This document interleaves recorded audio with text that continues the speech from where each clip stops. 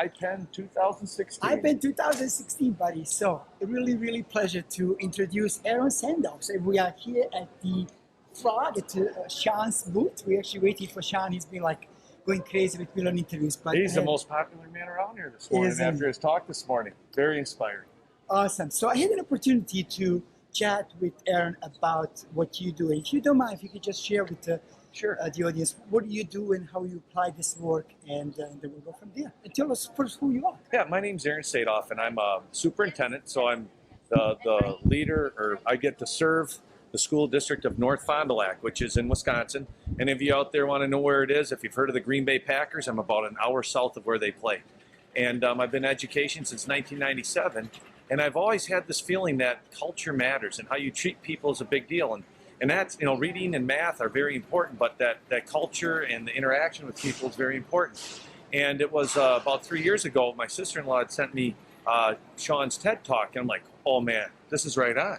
And then I got the Happiness Advantage book, got that for some of my staff, and then lo and behold, I found out that there's this orange frog thing, and what that is it's this parable of an orange frog, and it does all of Shawns' all of the research and the information that's in the Happiness Advantage. I just had to show this. Yeah, and it puts it into a parable. So what happened is that it's like a 60, 70 page parable, and there's curriculum that's developed behind it that you can really start to infuse and change a culture. Well, I went out and got trained in that, brought it back, and I have 170 staff, custodians, maintenance, teachers, administrators, board members, and they're all participating and learning about how we can change the way that how we think and what we do matters. And by creating that culture and atmosphere, we can attract, retain, and reward a world-class staff. And that teaching environment and how teachers feel about themselves and all support staff is a kid's learning environment. So the way we're going to look at getting higher achievement and getting more well-adjusted students is work on our culture and break those norms and say, you know, it's okay to be in a positive emotional state, and you're actually, it's a benefit, and it's actually a leverage thing that is going to make our kids very successful. Wow, that's awesome. You know, what I love what you said is that you are bringing this to the school, not only to the kids, but bringing it to the teachers, bringing it to the custodians, bringing it to... So I don't see a lot of schools doing that. You know, we've heard a lot about positive education last couple of days. And I think, you know, I've seen like in Mexico, that's what they do. Oh, it's like amazing what they're doing. It's amazing, isn't it? But how do you do this? How do you bring this to everyone? I mean, it's like, what's the process? Well, it's easily said than done, I know, but what takes time, and it takes, we're still in a society of results. And I've been very fortunate. A lot of the ideas of positive psychology and what Shawn writes about and shows us in his work is that building that culture. And in our district, we've been able to grow 100 students in the past 3 years. We went from over 50 students opting out to go to a different district to now being a plus 27 coming in. And so what we're seeing is that in our retention of teachers.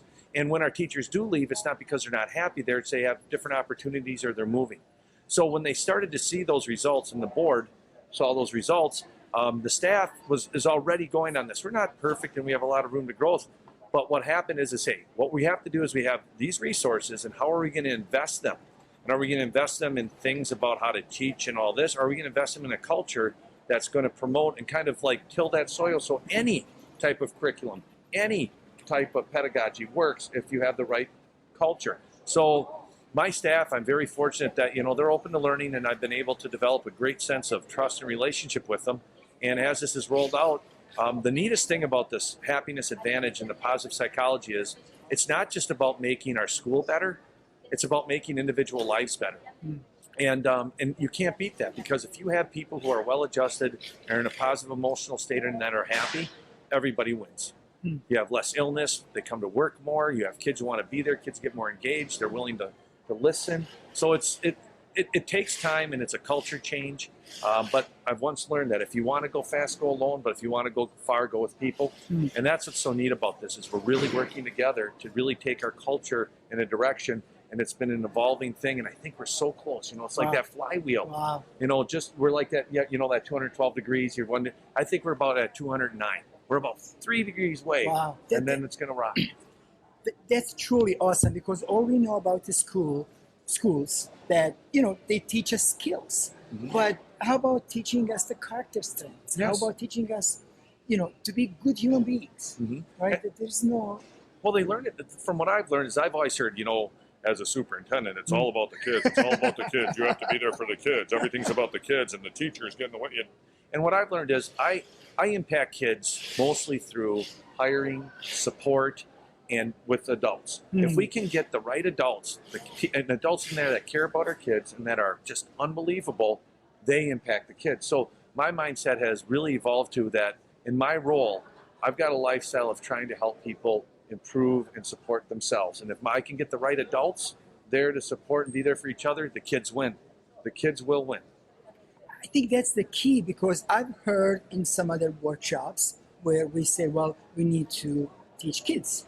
But then, I did the workshops on habits and happiness, and I said, we got to prepare teachers first. Mm-hmm. You can't expect kid to be happy if the teacher comes in miserable. So this morning I woke in a gym, right? And there was a gentleman comes over and he said, "Oh, thank you so much. It was a great workshop." And I said, "Oh, what are you doing differently?" That's always my main thing. And the gentleman said, "By the way, I am a principal of such a school." So I said, "I'm sorry, I didn't mean to offend you." He goes, No. Thank you. I finally got it. I can't just, try to teach the kids. I got to start with the teachers and everybody else. So I think it's great that you guys are doing it. It's amazing. I think about, that story with Jesus of I could give you fish or I could teach you, and that whole idea. That's the whole thing is as we, I'm fortunate, there's about 900 people here at the iPen Festival. I can't change the whole world. But what I've really learned is that I can have an impact on people. And the more people, it's that whole thing of you impact one, then they impact two, then those two impact two more. And that's when you... Ripple effect. Yeah. And the coolest thing is we're the Orioles, the North Fond du Lac Orioles. And the coolest thing that I see is when somebody leaves our district, we call ourselves Oriole Nation, and they go somewhere else. I always say, "Hey, I really love you being here, and I'm so excited that you have a different opportunity." And they always say, "I'm really excited to share some of the things we're doing here where I'm going." Because in education, our district is not in competition with any school. We all want to do well, but it's not that if we do well, it's because other ones have to do poorly. Education has to be viewed, I believe, as like running or swimming. Yeah. It's not like about winning and losing. It's about we all can get better. We're all at different parts of our learning journey, and we have governments, we have corporations, we have people who want us to be in competition that if you do well, that means they don't do well. It's a society, and we're global, and you know what? Our kids, my daughters and my son probably aren't going to marry somebody from our district. All the doctors and the police aren't going to come from my district, so the better we all can go in this positive emotional state, this positive psychology, all it does, to put it in really layman's term, it takes you from staring down and looking at the ground, holding your head up, and you start to scan for things that are good. And when you see them, you kept replicating them, and you try to continue to do it. And it takes work. Sometimes, what Kermit the Frog said, and I'll take this, he said, "It's not easy being green." Actually, in the parable of the orange frog, the green frogs are the unhappy ones. The reality of it is, it's easy to go with the flow and to be unhappy. What's really hard is to really work on being in an emotional state that's positive, where you can take, and even though it feels so hard, and maybe you're that one person who wants to do the right thing and be positive, keep doing it, even though you might be putting down. So being happy is hard. And people forget that. We're not talking Pollyanna stuff. It's hard, but it's so worth it, and it gets easier as other people start to understand. And it is, I think, people talk about technology all the time. Like right now, we were just talking here, we're doing a podcast with an iPhone and all. It's just amazing.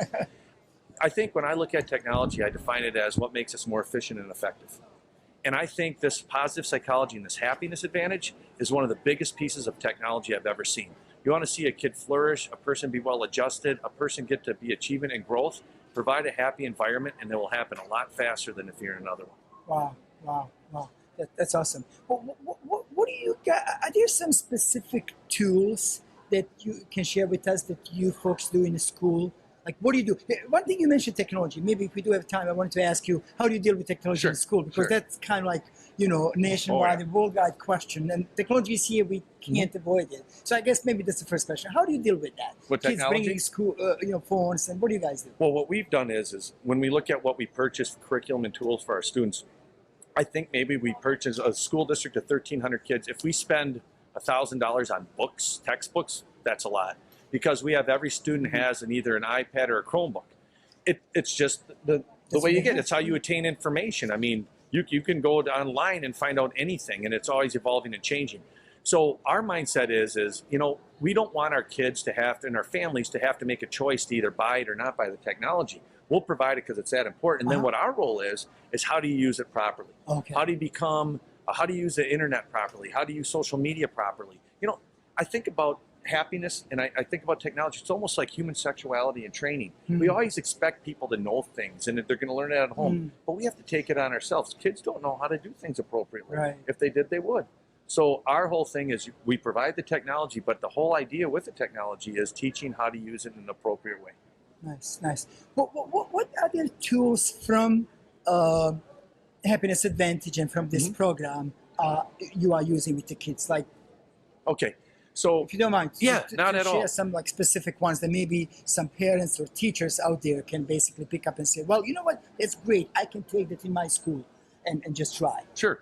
Very easily. Like I would ask, and we're going to be getting into this, and August 30th, we're having everybody, all 170 of our employees are going to be together, and we're going to look at how we can put these practices into our work. And one of the big things with the Happiness Advantage and with Shawns' work and with Orange Frog is looking at social scripts. Like for instance, how do you in the morning, what happens in the morning when the kids come to school? Just talk about that. Where are the teachers? Where's everything going on? Now think about, okay, so we have that now. How could we do things differently to promote that positive emotional state and happiness? All right, so I can picture right now at our school, there's not somebody at the door greeting them, but we're all busy. So I can imagine one thing that we're gonna suggest doing is, well, as teachers, as administrators, as support staff, let's make sure that there's 2 people at the front door every morning saying hi to kids.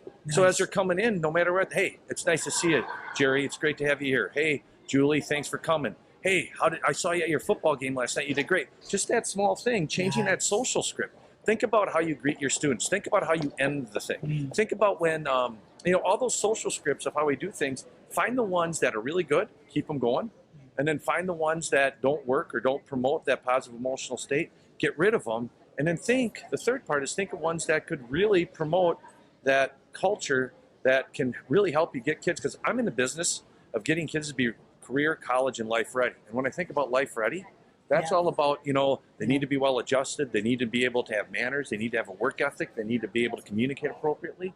And those are things that you don't learn those separately. What you do is you learn them through math, through language arts, through social studies. The content is just the vehicle for learning these skills. So true. Yeah. I never heard anybody saying that. The content is a vehicle to learn the skills. That's it. But we just pushing, some of us, in some schools, pushing content as a content. You got to learn math. But you can learn math in an environment where when somebody gets the right answer, you can say, awesome. Or when somebody doesn't, you say, you're not really good at geometry yet. Hear that? That's awesome. Yeah, and I heard that. That's not mine. I heard that from one of my high school teachers who just emailed me and said, hey, Aaron, that Orange Frog stuff we're doing? I just saw this really short video on the word yet, where you put that at the end. It says, you're not good at this yet. And then it goes after that. So that makes a huge difference, putting that yet at the end. So we're not telling them they're not good at it. We're just saying, yes, you're not good at yet. There's a time you will be good. And I'm here to support you. Nice. And I'm here to support you, right? Right. And so are other people. Great. What are is there like 1 or 2 things you can share what we learned in the last couple of days? Or I would say last 30 days. I've been here forever. Come on. It is. Martin Seligman, the father of positive psychology. One thing, we always hear gloom and doom. We always hear, and we see that. There is less misery in the world. There is the average age of life is increasing. We have a higher mortality rate for infants. We have more wealth than we've ever had before in this country, but we don't hear about those things. We hear about those bad things, like the terrible things that are happening, within the United States with our law enforcement, and we look at the division and what's going on terribly with terrorism in Europe, and we look at poverty, we look at all these things. But what he had said, and which just resonated with me, because these psychologists that are into data and all that, they're like, my dad had cancer, and what I learned about cancer doctors is they don't sugarcoat a thing. They tell you exactly what they think, and they don't lead you in a false way. And what I found out is when Martin spoke, is that he really said and believed that he looked back 500 years. He says every 500 years is this evolution. And we're in that 500 years from the Reformation, the last time that religions changed and things went kind of differently. And I really believe that we're in a better place and we have the tools. And what was really powerful for me is I can go forward knowing that it's just not some gut feeling I have. There's research and there's trends, and we can do that. And that's one of the things, that's probably one of the biggest things I've taken away from here is that it's a validation that, you know, our work is good and it's good and we need to keep doing it. And we can make things better. It's called post-traumatic growth. You know, when you have a difficult time, that doesn't mean you have to shut more. down. A lot of people, you see, here's the thing. We all hear about post-traumatic stress disorder, but a lot of people, and probably like 90%, I just think that everybody knows because I am in this group of people. Yeah. 900 of us know, right? Right. But a lot of people have never heard of post-traumatic growth disorder. Let me tell you this. Think about somebody in your life that has cancer. And I know breast cancer is one of the things that we've all had somebody who's been, that's been had that terrible thing happen. I know of one of my office personnel where she had breast cancer. And it's a terrible thing. Double mastectomy. It was, you know, it was chemotherapy, radiation. She is now running marathons. She has got a great personality. She has grown from that difficult situation. Very easily could have cut down and shut down and said, you know, whatever, but she's grown from that. I know people who have been in the military, and everybody who comes home from Afghanistan, they've all been through difficult times, and I'm so thankful that we have so many brave people. But there's people, like I just met Dean from England, and he came back, and he was in the military and saw some incredible, difficult things. But he came back, and what he's doing is he's starting a program that's going to get veterans involved in schools and to help them learn. So it didn't make him worse. He had this traumatic thing, and it's not what happens to us, it's how we deal with it. And that's one of the things like stress. I think it's Dr. Kelly McGonigal from, I believe, Scotland or somewhere. And we're finding out stress doesn't kill because the brain activity for stress is the same as euphoria. What happens is your perception of stress. And from what I understand, when somebody views something as bad stress, your blood vessels constrict. So that makes your heart work harder. But if you see that stressor as an opportunity, like this is going to make me better, I'm going to try to improve from this, stress doesn't actually have any negative effects. The power of the mind is amazing. And the hardest thing to do, and this is what I love about America, and about when I met you and the people that I'm seeing here, is we are not here alone. We have social networks, and those social networks are what make us strong. And like I said, not everybody can be here, and not everybody's had the experience. Like you had just said earlier, I thought everybody knew it. Yeah. One of the most important things I've learned from this, and I'm continually reinforced, is continue to help people. The more you help, the more you get back. Continue to not to assume, believe people are doing the best they can.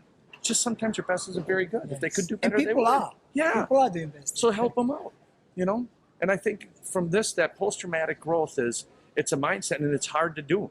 But if you can find people and if you can help them through, and you can't do it for them, but if they know you're there, that social support is probably the biggest thing to help people grow that I've seen. Yeah, great. And just really work on your resiliency. There are tools that we can implement to help us become more resilient. Some of us are more resilient than others, may have more genes, but we can all work on becoming more resilient. Yep. And another thing I've learned too is if what I know I'm not good at and what I know that I need help at, there's a ton of people who are better at it. And you know what? That's okay. See that feedback as a gift instead of a cut. So many times we get feedback and people, you take it like, well, I'm not good. I guess you told me something that wasn't good.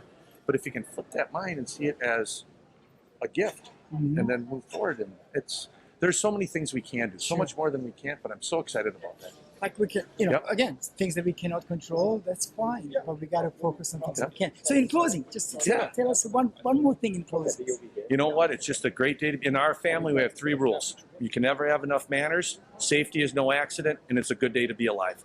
And I think if we live with that and just really promote and be the face of what it means to be in that positive emotional state and happiness, everyone wins. Awesome. Aaron, thank you so much. Pleasure meeting you. Great to see you. Take Thanks. care.